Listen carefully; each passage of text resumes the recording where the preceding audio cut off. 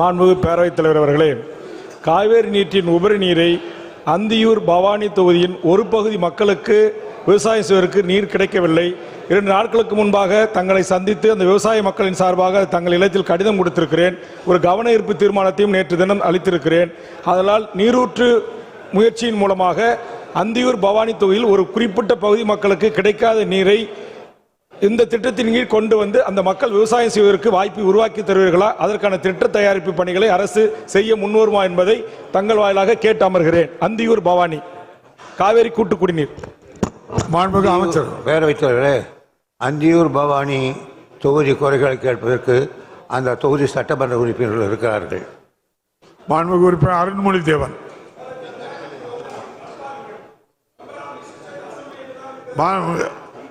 அருண்மொழி தேவன் இல்ல, தயவு செய்து உட்காருங்க.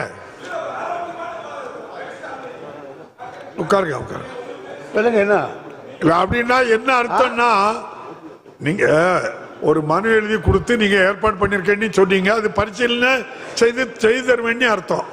மாண்புமிகு பொருள் தலைவர்களுக்கு நன்றி. அவை முன்னவர்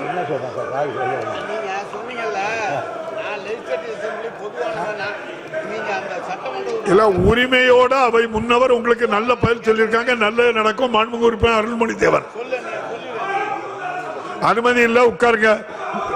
விநாயகன் 284 மாண்புமிகு உறுப்பினர் திரு பூண்டி கே கலைவாணன், மாண்புமிகு தமிழ் வளர்ச்சி மற்றும் செய்தித்துறை அமைச்சர் அவர்கள். உட்காருங்க. இல்ல அதுக்கு பதில் சொல்லியாச்சு தம்பி, விடுங்க.